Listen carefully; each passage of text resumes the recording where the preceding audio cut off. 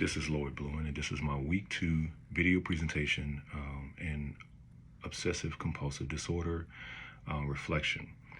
Um, the DSM-5 talks about obsessive compulsive disorder as being characterized by persistent, intrusive, and uncontrollable thoughts that a person may have, and the subsequent need to perform specific behaviors repeatedly. And these compulsions can really hinder a person's quality of life. It actually makes them feel as though they have no control over it. They have to perform these certain tasks in order to get through their day, essentially. I want to talk about right now. I want to talk about the 5 obsessions. These obsessions are specifiers of OCD. The first obsession would be obsessive doubts. These are persistent doubts that a task has to be completed.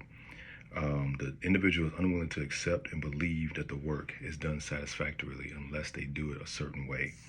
The second one is obsessive thinking. It's almost infinite chain of thought, targeting future events. It's like a person is caught on a certain type of loop about a certain thought. The third one is obsessive impulses. They're very strong urges to perform certain actions, whether they're trivial or serious. And sometimes it can be, they might fear that if they don't do it, someone will be harmed by them not doing certain actions.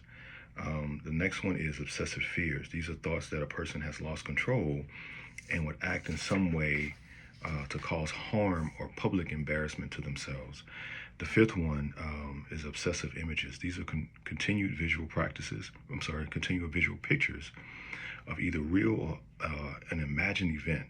Common obsessions relate to contamination, safety, fear committing a socially acceptable behavior, or the need for order or sexually aggressive thoughts. People who have OCD also can be seen as germaphobes because they feel like everything around them can contaminate them. The next thing I want to talk about is compulsions. Compulsions may either be mild or severe, and they can be debilitating, meaning they can really alter a person with OCD's life. Mild compulsions might be superstitions, such as refusing to walk under a ladder, throwing salt over their shoulders.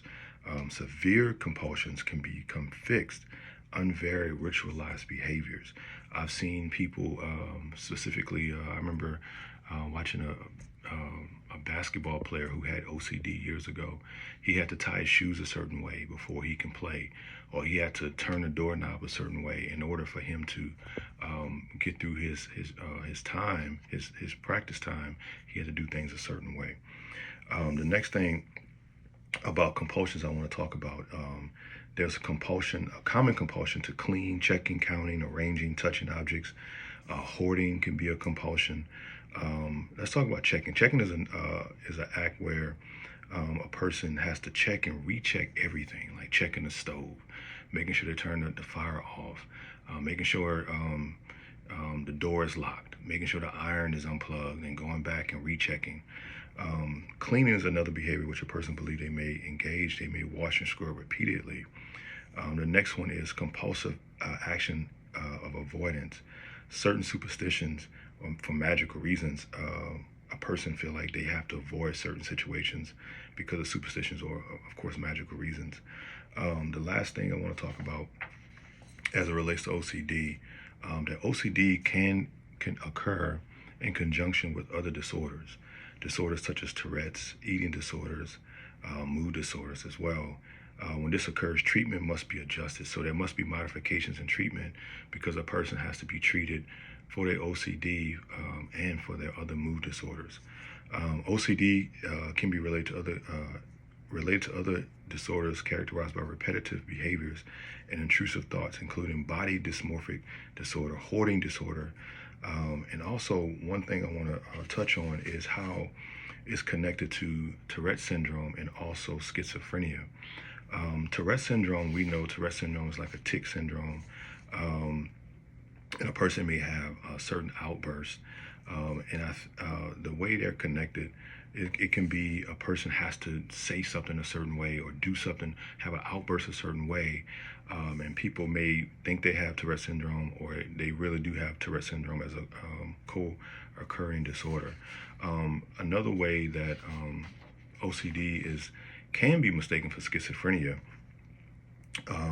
is how people, the way they have to operate, the way they may seem like they're in a manic state, the way they're doing things, the way they're doing these repetitive behaviors. It can be a person can be seen or thought to be misdiagnosed as having schizophrenic when in reality it's just OCD.